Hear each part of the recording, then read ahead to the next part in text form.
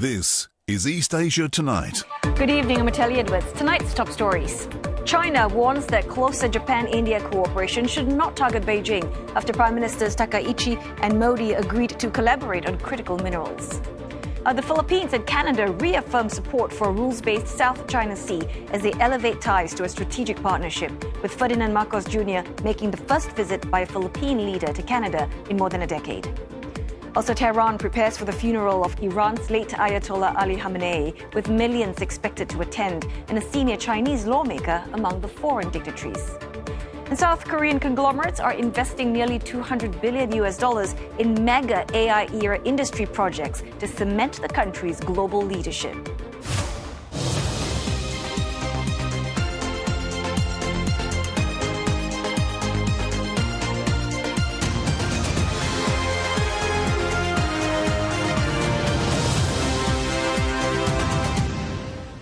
Also tonight, Myanmar leader Min Aung travels to fellow ASEAN member Laos following a high-profile trip to China. What this visit could mean for Naypyiddaw's ties with the Southeast Asian bloc and the wider region. Plus, traditional Chinese medicine gets a modern glow-up, translating ancient healing practices for a whole new generation.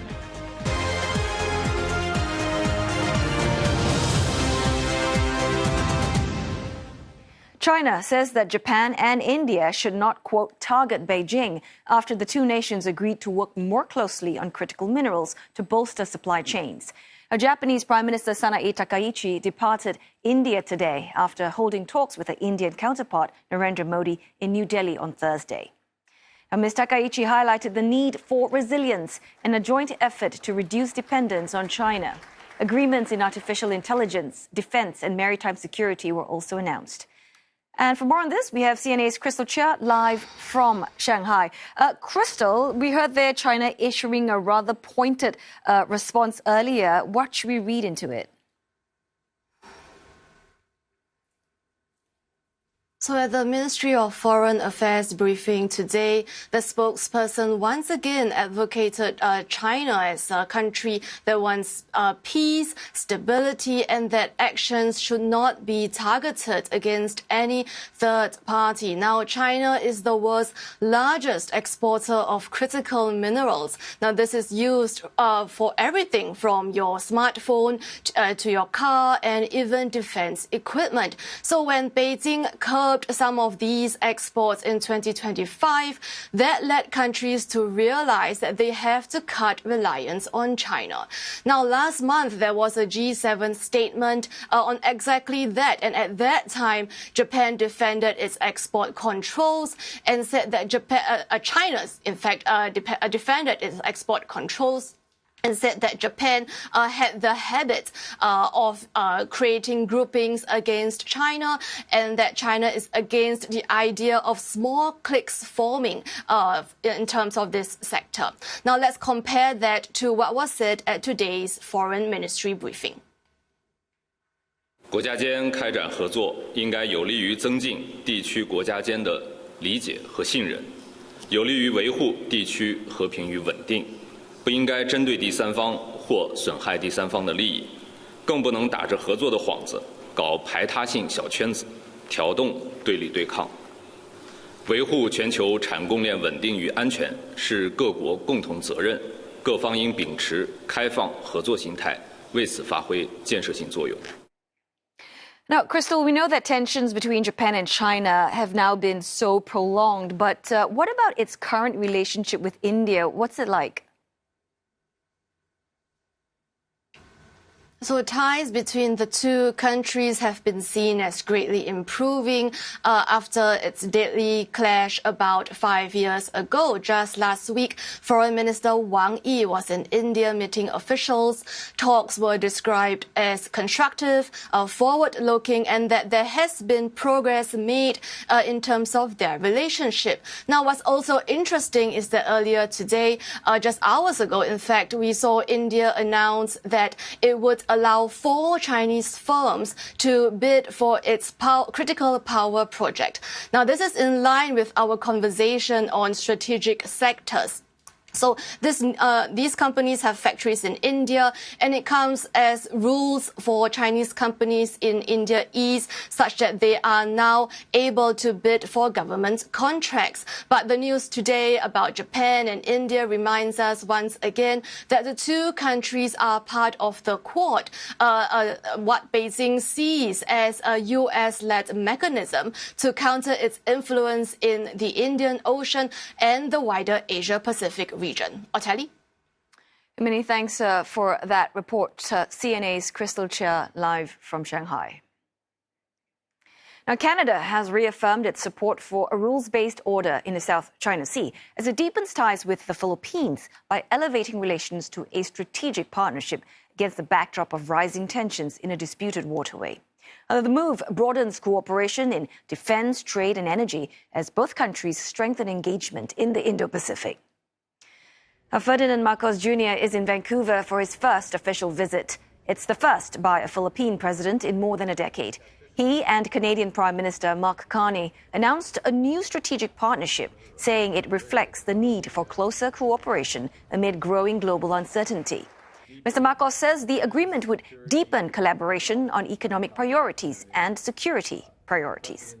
As the Philippines celebrates the 10th anniversary of the 2016 Arbitral Tribunal Award on the South China Sea, I thank Canada for its vocal and consistent support for a rules-based order in the South China Sea under the United Nations Convention on the Law of the Sea, or UNCLOS, and in upholding the arbitral award as final and legally binding. Now, the 2016 ruling by an international tribunal found that China's sweeping claims in the South China Sea have no legal basis under the UN Convention on the Law of the Sea. Beijing rejects the ruling. The latest announcement comes as Canada steps up its engagement in the Indo-Pacific through its regional strategy, expanding defense cooperation and deepening ties with ASEAN. Well, China has yet to respond to the security aspects of the new Canada-Philippines strategic partnership, but it has previously opposed security partnerships in the Indo-Pacific that it perceives to be aimed at containing Beijing or creating confrontation. Meantime, China has defended its new ethnic unity law, accusing some countries of fabricating and spreading false information. The response comes after the United Nations, the US, the European Union, and rights groups warned that the legislation could extend Beijing's legal reach beyond China. One provision allows individuals and organizations outside China to be held legally liable for undermining ethnic unity or inciting ethnic separatism. 有关国家抱守意识形态偏见，出于政治操弄，对中国经济社会发展和人权治理成就视而不见，以偏概全，恶意诋毁中国民族政策，炮制散播虚假信息，粗暴干涉中国内政，破坏中国民族团结，中方对此坚决反对。 Well, the law took effect on Wednesday, just as China's Communist Party marked its 105th founding anniversary. Beijing said that the legislation strengthens what it describes as a shared national identity among China's 55 officially recognized ethnic minority groups, including Tibetans and Uyghurs. Taiwan has also raised concerns, saying the law could give Beijing another legal basis to pursue people it views as supporting Taiwanese independence. Time now for a short break, but coming up next, in a bid for MSCI developed market status, South Korea will start 24-hour trading for the won come Monday. And Japanese flash memory maker starts shipping its next-generation memory samples as AI fuel demand booms.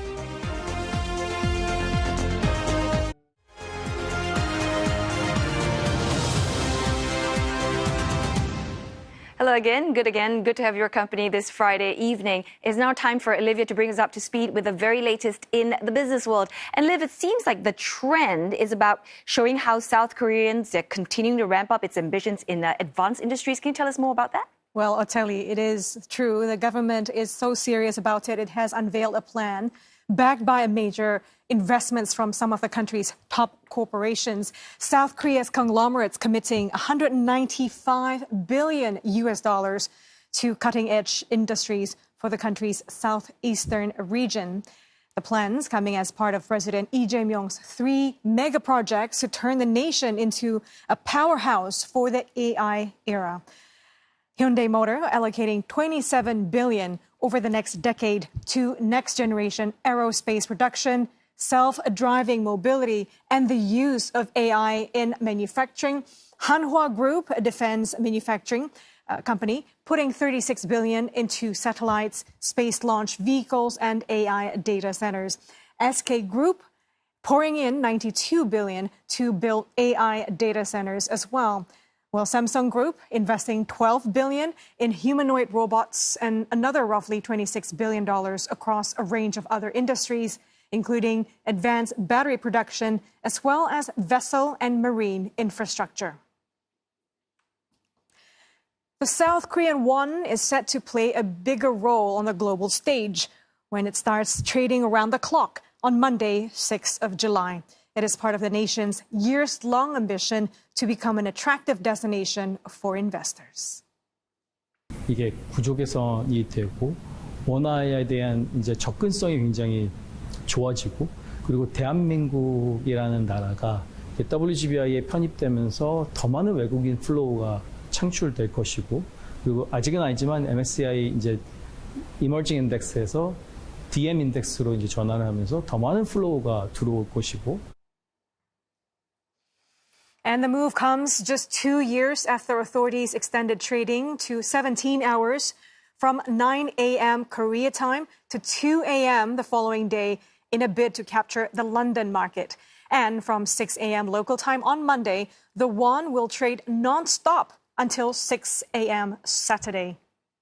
While the move could reduce the won's volatility by cutting out the use of non-deliverable forwards during the won trading gaps, some analysts are concerned about the timing to extended hours, fearing that the recent weakness of the currency could be amplified with increased market openness. 아무래도 야간 시장에는 장의 유동성이 좀 적고 얇다 보니까 이런 어떤 특별한 이벤트 발생했을 때 환율이 크게 움직일 수 있어서 좀 걱정되는 부분도 있지만 뭐 과거에도 계엄 사태 때도 그랬고 절대 야간 근무자들이 경험하면서 잘 극복했던 이런 경험들이 있어서 The won has been trading at levels last seen around 2009, just after the global financial crisis, which heavily impacted the country's export-heavy economy back then. That is despite the South Korean economy riding the AI boom, as exports last month hit a new record exceeding $100 billion, driven by semiconductors, which nearly tripled on year. That AI boom also pushing up the country's equity market, largely dominated by Samsung Electronics and SK Hynix, with the Kospi up almost 160% over the past 1 year. And the country's stock market is also now the 8th largest by market capitalization. Several factors, however, are weighing on the won. Local retail and institutional investors have long invested in overseas markets due to the so-called Korea discount, or the chronic undervaluation of the country's stocks. Seoul's $350 billion pledge to invest in the U.S. has also drawn concerns over outflows. But South Korea remains set on pushing through with the move, according to one of the vice finance ministers, as the country looks to elevate its position in the global economy.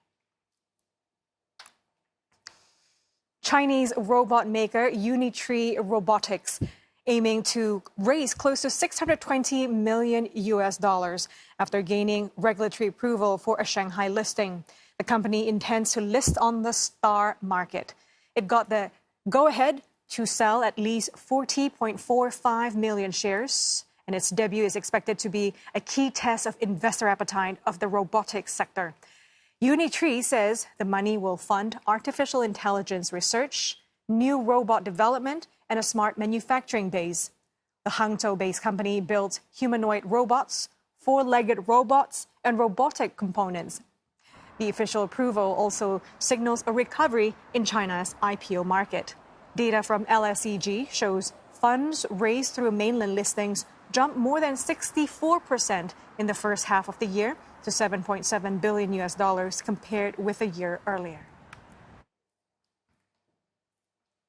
Japanese chipmaker Kioxia has started shipping samples of its next-generation flash memory for AI data centers. The company says the new technology can move data between memory and storage devices 33% faster than its previous generation. The launch comes as AI data centers demand faster storage to handle larger models and also heavier workloads. It also highlights the role of Asian chip makers in the wider AI supply chain. Samsung, SK hynix, and Kioxia are all major suppliers of NAND flash memory, with Samsung leading the global market in the first quarter of 2026. Kioxia has also recently overtaken Toyota to become Japan's most valuable company by market value, showing how the AI boom is reshaping investor bets in Japan. AI demand is widening the chip race beyond advanced processors to memory, storage, and other data center hardware. Kioxia ended trading day nearly 10% stronger in Tokyo, paring back some of this week's heavy losses. Oil prices are down on expectations that easing geopolitical tensions will lead to more stable global supplies. Brent is hovering at $71.80, WTI $68.66 a barrel. Now, traders stay cautious ahead of the weekend on risks that potential security incidents may flare up in the region. Jet fuel prices have tumbled as well since the U.S. and Iran announced a preliminary peace deal. However, with supply running low and potential strong travel demand ahead, market tightness may persist and potential shortages may still emerge. With the volatility in jet fuel prices, investors closely watching the capacity, demand, and profit margins for airlines. Some key air routes are still shut, presenting headwinds to growth. Some airlines have seen an uptick in stock prices. Korean Air soaring with a gain of 30% year to date, while Japanese airlines seeing gains of between 3 to 5%. Air China bucking that trend, though, down 33%. IATA earlier predicted that airlines will likely carry more passengers this year, but earn only half as much profit as in 2025 as they continue to absorb part of the fuel price hike in their bottom lines. CNA's Yasmin Yonker sat down with Lufthansa Vice President Asia Pacific, Middle East and Joint Ventures East, Felipe Bonifati, to discuss facing these challenges as well as the exit strategy of a key partner, Asiana, from Star Alliance. I think it's the second half of the year will remain a bit challenging for us as well. I mean, for the Lufthansa Group, we are celebrating 100 years, and this means in the second half of the year, not only looking into the past, but also looking into the future. And the challenges ahead will still remain. We are hoping that the conflict in the Middle East will cease soon, but the end of the conflict might not be the end of the risks, meaning we will have to still look into it and how do we, restart operations there. In general, the industry will still be under pressure in terms of fuel, in terms of costs, and that will not change and not go away. One thing that will be definitely top priority, as it was also in the first half of the year, is safety. I mean, the industry will remain the safest way to travel on Earth. So I think that will remain a priority also in the second half. But we're not expecting an easy second half, to be honest. On the other hand, it will remain a part of the year where we'll still look into growth and restarting operations in some of the areas we are unable to fly these days. And the Middle East now is under your remit, Asia Pacific, a huge area of growth. How do you then plan for that growth with these lingering uncertainties? It's not an easy task, and therefore we have experts in our network planning department at the headquarters that are looking into this. So for us, we have to stop all our operations into the Middle East until the end of October, with the exception of Tel Aviv, that we will be resuming a bit earlier, and potentially one of the other destinations whenever possible, all subject to safety audits. But the planning is quite challenging, and that means that we also need to redeploy those aircraft. So whenever we take an aircraft out of production in terms of not flying to the Middle East, that airplane has to go somewhere else. As we all know, airplanes do produce when they fly, not when they are on the ground. And in that respect, Middle East capacity that we had to redeploy, was in benefit of Asia Pacific, where we got additional flights in here. Let's talk about India. Yes. It repeatedly features in Lufthansa's recent Asia announcements. Is India now becoming Lufthansa Lufthansa's most important growth market in Asia, or is APEC still the bigger driving story? So India is our second biggest long-haul market worldwide after the US, of course, after the home markets there. And India has been, showing growth, steady growth for the last years. And so we see, a middle class which is increasing. We see the diaspora as well. So there are many elements with India that shows that the growth is there. Also, IATA statements and forecasts for the future shows in India a lot of growth. And Lufthansa is the biggest European group in India. We haven't been there for more than 60 years. We've been flying there since the early 50s. And in India, we do fly with several airlines of the group, with several destinations. So we cover 5 cities, and we fly more than 70 times a week. So every day there are at least 10 Lufthansa flights coming in and flying out of India. And that connects also Munich, Frankfurt, also Zurich, but also Rome, through ITA Airways, our newest member of the group. So we see in India big growth, but India is part of Asia Pacific and it's part of our strategy in this region. So we see India as part of the success story of Asia Pacific. So you talked about ITA as a new member. Yes. You've lost one more. You've lost Asiana. Exit from Star Alliance. Can you tell us a little bit about, how this partnership of yours with Asiana, after 23 years, now removes a major Korean partner from your network? Yeah. What's that going to mean for you in terms of your Northeast Asia strategy? So clearly losing a partner within Star Alliance is always sad, yeah? And it's not the first partner that leaves Star Alliance, and therefore we're used to these changes. On the other hand, the merger between Asiana and Korean Air has been announced for so many years that we were able to work on the exit of Asiana from Star Alliance, on our own partnerships, but also work with other new partners in there. And therefore we also have launched a new service into Korea, into Incheon Airport in Seoul, which is the Zurich flight, seasonal, with our best product, Swiss Senses, in there, as we believe, we will need to be stronger by ourselves, but also working with new partners there. And in the same way that we said goodbye, or we are saying goodbye at the end of the year to Asiana from Star Alliance, we welcomed also on 1st of April ITA Airways, into Star Alliance. So this is a bit of someone is leaving and someone is coming, and of course this will change the way we work in Europe, in Italy, and also will change the work we work in Korea. So that's a wrap in business for the week. It's back to you. Happy Friday. Thanks so very much, Olivia. On that note, we are going to go for a short break now, but coming up next on East Asia Tonight, Myanmar's leader makes his first visit to a fellow ASEAN nation since taking on a civilian post. And China calls for stronger global governance, international security cooperation, and AI collaboration amid rising geopolitical tensions.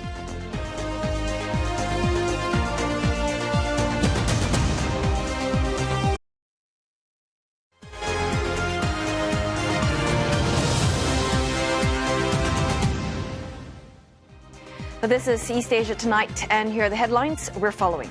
Japan and India agree to strengthen critical mineral supply chains to cut reliance on China, as Beijing says cooperation between nations should not target other countries. Now, Canada reaffirms support for a rules-based order in the South China Sea as it elevates ties with the Philippines to that of a strategic partnership. And the Iranian president among the mourners that have paid their respects to the late supreme leader as Ayatollah Ali Khamenei lies in state in Tehran ahead of his funeral tomorrow. China will be among more nations that's sending representatives to the last rites for the Iranian leader. Beijing will be represented by senior official He Wei, the vice chair of its top lawmaking body. Countries including India, Russia, Turkey, Bangladesh, and Afghanistan will also deploy delegations led by senior government leaders. Pakistan's Prime Minister Shahbaz Sharif is on his way to attend the funeral. Some other head of states that have confirmed their presence include Armenia's Prime Minister and the presidents of Tajikistan and Georgia. Well, you are looking at live pictures out of Tehran, where mourners are paying their respects to the late Iranian supreme leader as he lies in state. Khamenei was killed on the first day of the conflict in late February. His flag-draped coffin at Tehran's Grand Masala lies alongside family members killed in Israel's airstrikes that came in the first moments of the war. Iran's Revolutionary Guards chief made his first public appearance since the conflict when he paid his respects to the late leader. Now, Tehran has ramped up security while warning that the U.S. and Israel against launching any attacks during the funeral. A Myanmar leader, Min Aung Hlaing, has arrived in Laos, marking his first trip to an ASEAN member state since becoming president in April. The visit follows his recent trips to India and China. Our Myanmar and ASEAN correspondent Leong Wai-kit looks at what the visit means for Myanmar's ties with ASEAN and the wider regional dynamics. Myanmar leader Min Aung Hlaing, after visiting India and China after taking office as the country's president, has made another significant diplomatic visit. His trip to Laos is notable as Laos is an ASEAN member. Now, as a bloc, ASEAN has not endorsed Min Aung Hlaing's government nor the staggered elections held between late 2025 and earlier this year. But that has not stopped individual ASEAN members from taking their own positions with Myanmar. Laos, for instance, has had various exchanges with Myanmar this year, including a delegation led by the Lao-Myanmar Friendship Association to Naypyidaw. The two countries also held a series of high-level exchanges just last month. A Lao military delegation visited Myanmar, while Lao Foreign Minister Thongsahan Phongvihan met Min Aung Hlaing in Naypyidaw. Signs that pointed toward this eventual visit to Laos. Myanmar is the only ASEAN country that has long borders with both China and India. None of the other ASEAN countries have borders with India. Well, Laos and Vietnam have borders with China. Vietnam is a special case, but Laos is heavily dependent on China. China's policy on Myanmar has long been one of non-interference, with Beijing occasionally urging Myanmar to pursue peace and reconciliation while ensuring stability along their shared border. Ever since Min Aung Hlaing concluded his India trip, the Myanmar army has been pushing to reclaim territories from its opponents in a bid to reopen India-Myanmar trade routes. His China trip also resulted in at least 18 agreements being signed with Beijing in areas like trade, healthcare and infrastructure cooperation. While Min Aung Hlaing's diplomatic trips to India and China are seen as beneficial to Myanmar, Dr. Kin Zaw-win says it's not a one-way road. What we have to also look out for is whether China or India is going to pressure Myanmar, to be a pressure point on ASEAN. That may sound strange, but on certain issues, is dealing with Myanmar alone, or dealing with ASEAN as a whole going to be different? Like, for instance, scam operations. Myanmar is a center, but so is Cambodia. So ASEAN is complaining about it. So do the big countries deal with only Myanmar or deal with ASEAN as a whole? On certain cooperation matters like against trafficking or police cooperation. So what can Min Aung Hlaing's trip to Laos bring for Myanmar? And more importantly, what would this trip mean for ASEAN? For one, the bloc is expected to remain firm on its position on Myanmar, calling for the implementation of the agreed 5-point consensus peace plan before Min Aung Hlaing or his foreign minister can attend ASEAN meetings in person. And while ASEAN will continue to stress that the bloc remains united on that front, individual member states are beginning to open up to Myanmar. Of the 11 ASEAN member states, 5 countries have sent their foreign ministers to Myanmar since the start of the year: the Philippines, Thailand, Malaysia, Indonesia and Laos. Naypyidaw has slammed certain ASEAN members, without naming them, for not recognizing its efforts to hold elections and establish a new government now led by Min Aung Hlaing. But Thailand has vowed to help Myanmar bridge the gap with ASEAN. And with Min Aung Hlaing's visit to Laos, Vientiane is signaling its willingness to deepen diplomatic engagement with Myanmar. Among other ASEAN countries that have yet to send their top diplomats to Myanmar, analysts point out that Naypyidaw can count on Cambodia and Vietnam for bilateral support. One key outcome for Myanmar is whether Laos will be the first of more ASEAN countries to welcome Min Aung Hlaing in the coming months. And while ASEAN's unified stance on Myanmar is unlikely to change, the question is to what extent such bilateral engagements will shape those dynamics. Leong Wai-kit, CNA. Chinese Vice President Han Zheng has renewed Beijing's call for reforms to global governance, including stronger international cooperation on emerging technologies such as artificial intelligence. Now, he made the remarks at the World Peace Forum in Beijing. That's an annual conference hosted by Tsinghua University and the Chinese People's Institute of Foreign Affairs. Mr. Han said that the world is facing an increasingly complex international environment with conflicts in Ukraine and the Middle East, highlighting growing global governance challenges. And CNA's Rebecca Mateo tells us what stood out from Vice President Han Zheng's address. Chinese Vice President Han Zheng's speech this year at the forum was largely consistent with his message last year, and is that China wants to be seen as a builder of world peace, defender of UN-led international order, as well as a contributor to global development. Now, he also brought up the Global Governance Initiative, and in fact, just weeks ago, the Chinese government released a white paper on global governance that calls for stronger multilateralism, support for UN-centered international order, greater representation of the global south, and reforms to global governance. Now, during his speech, he also brought up a 4-point proposal, again largely similar to the proposals that he had suggested last year, and covering the points of global governance as well. But what's prominent this year is on AI governance. Now, AI has been a topic that has been mentioned across major events in China this year. And so at the event, Mr. Han also talked about this. He said that AI can bring a lot of opportunities, but also challenges. 以人工智能为代表的新一代科技革命和产业变革加速演进，在创造广阔发展机遇的同时，也带来不可忽视的安全风险和治理难题。中国提出全球人工治理倡议，倡导坚持以人为本，智能向善，倡议成立。 Despite trade tensions with Europe recently grabbing headlines, Mr. Han, however, did not directly address that topic, but he did talk about how the global economy is increasingly facing headwinds and that imbalances across global development remained a major challenge, and that he said that China supports a more open and cooperative global economy while emphasizing that countries should put development at the top of international agenda.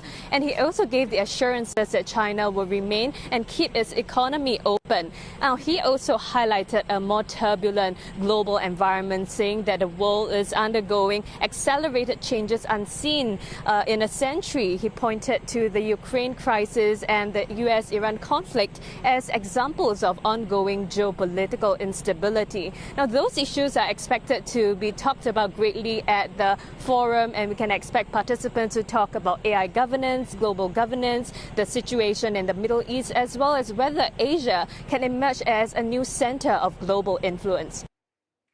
Time now for another break, but coming up on East Asia tonight, why the punk wellness movement is giving a new lease of life to a 5,000-year-old Chinese tradition.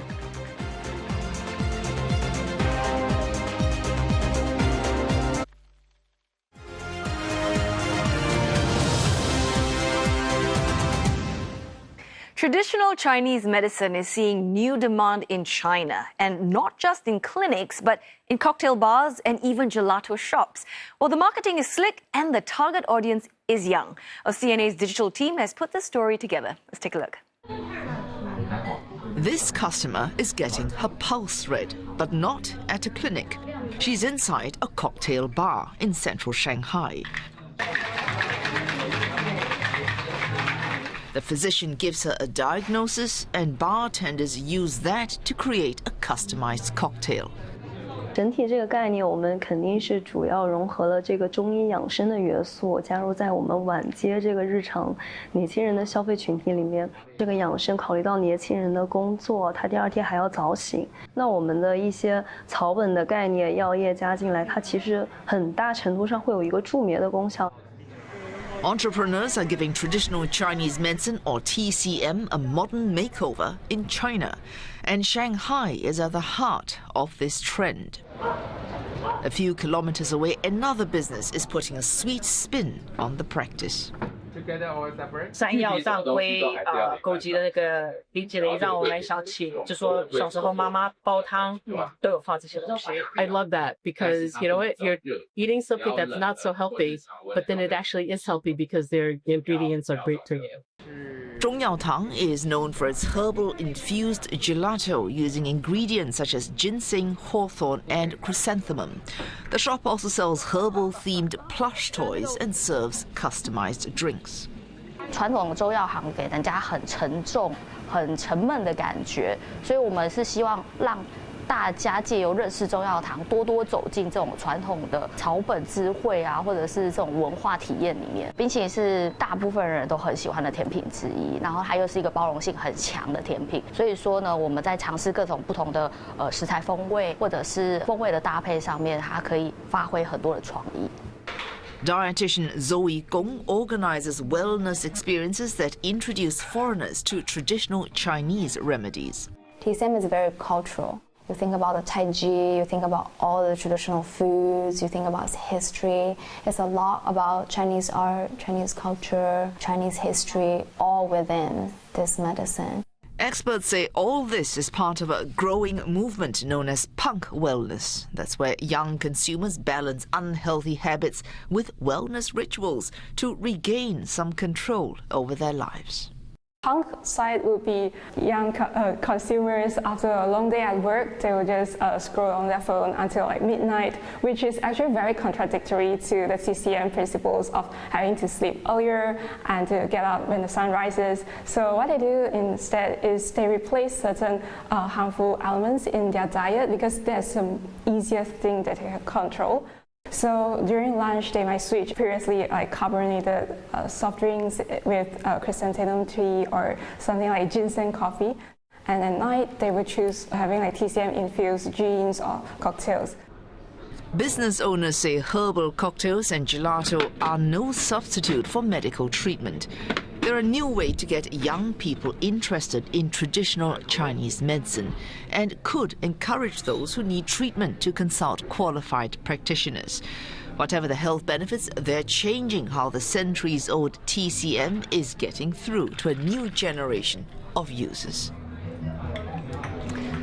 Well, let's bring in Bong Singying. She is a CNA correspondent that's driving the story, and she joins us live from Shanghai. So, Bong, we got a flavor of what punk wellness is all about in China, but just tell us, how big is this trend actually, and also what's driving it? Yeah, so this is actually much bigger than a few trendy shops in Shanghai. So the wellness tea and drinks market here, they did about 64 billion yuan last year, or around 9.4 billion US dollars, and it's projected to break 100 billion yuan by 2028. That's a huge number.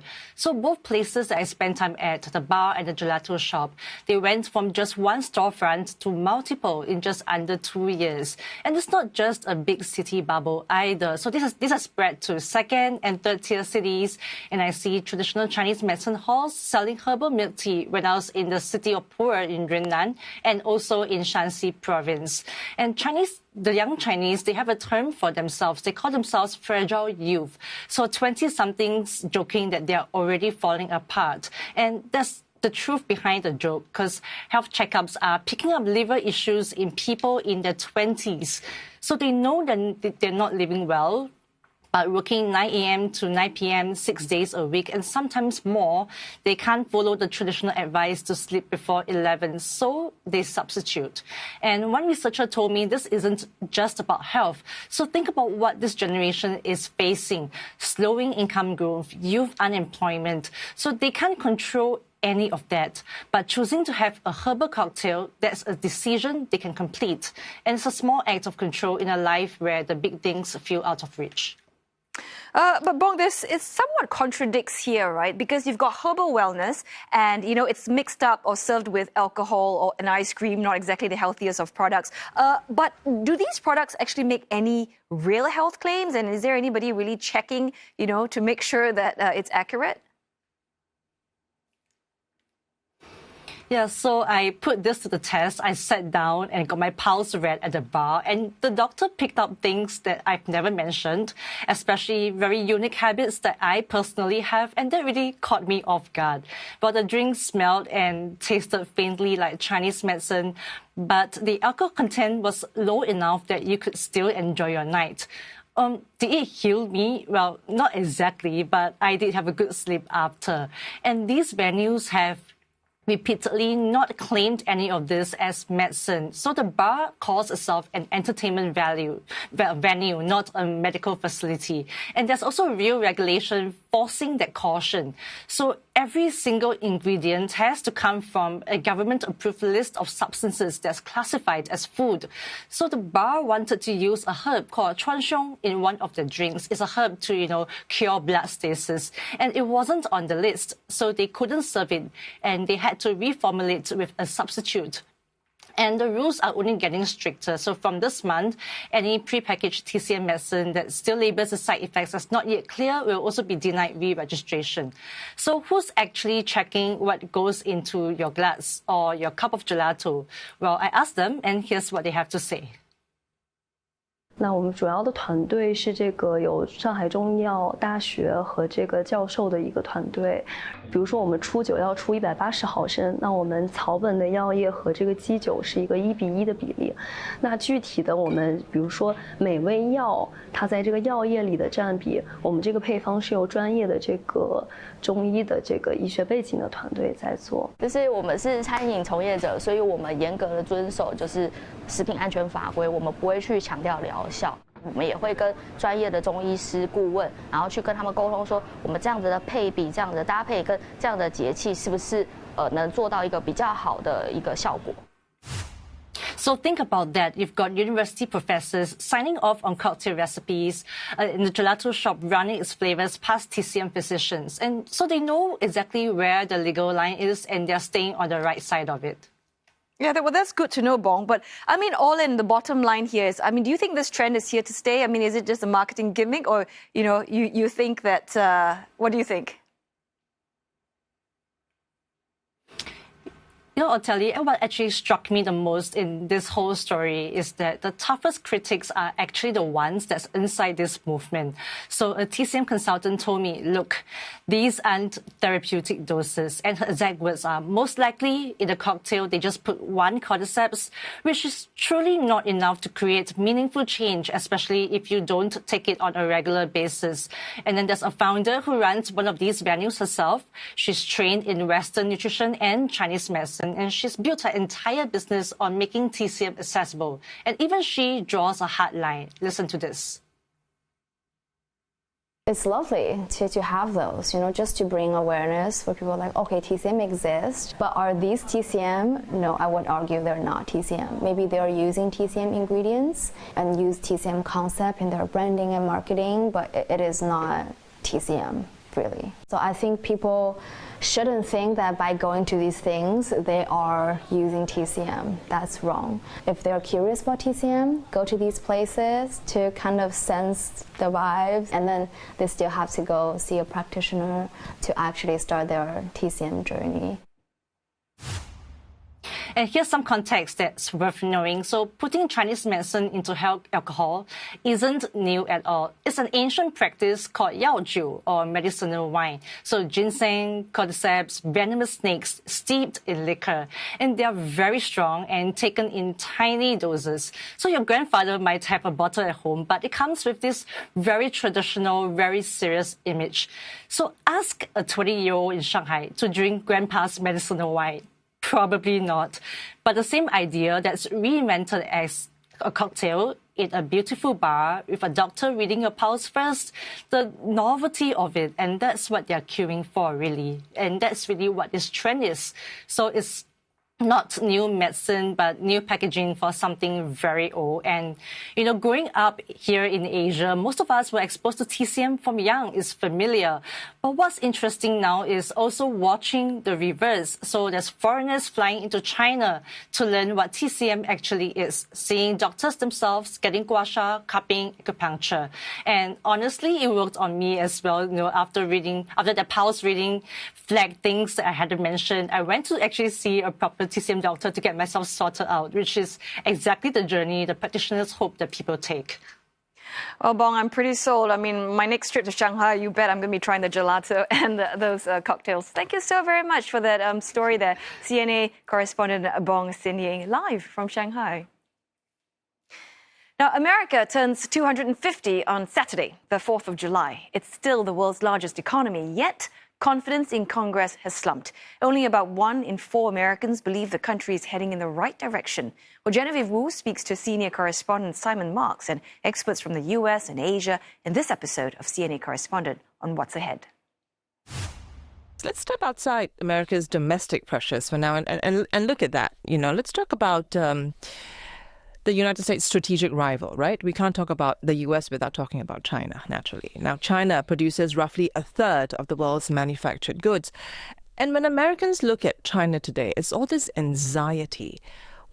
What worries them most about China? They look at it largely through an economic prism and through the challenges that it presents to the United States. But if you look, for example, at the trade war that's been taking place. I mean, clearly, both President Xi and President Trump have stepped back from the brink. They're trying to find pragmatic ways of resolving the issues between them. We're going to have President Xi visiting the United States in September for this reciprocal state visit that President Trump has invited into. That's going to be a huge deal in the bilateral relationship.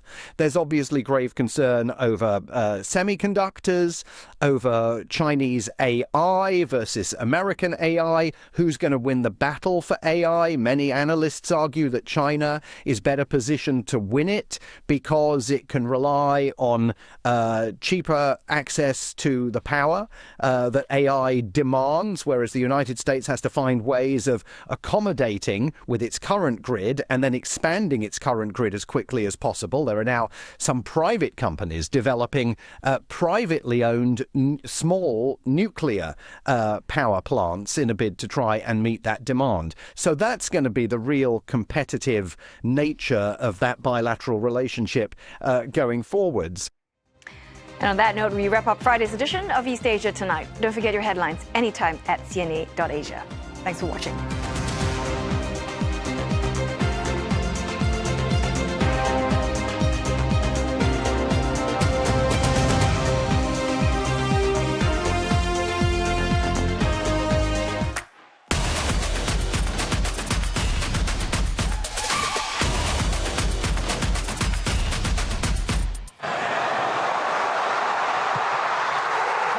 Croatia against Portugal in the match billed as the Battle of the Legends in what was seen as the last match on the international stage for either Luka Modric or Cristiano Ronaldo.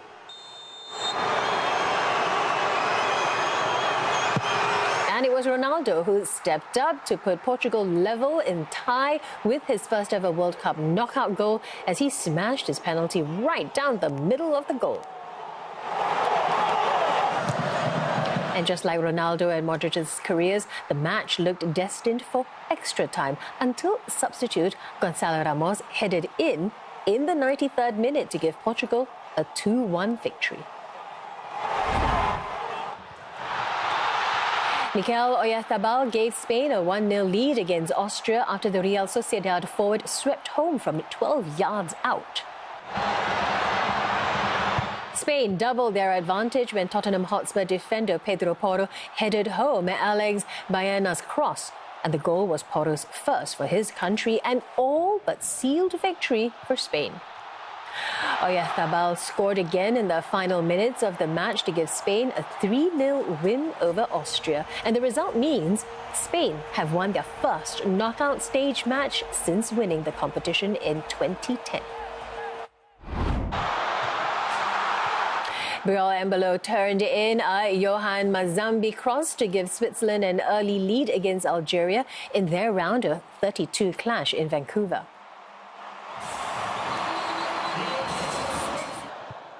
Switzerland made it 2 just a minute into the second half when Den and Doy steered a low shot past Enzo Zidane to put the Europeans into the round of 16.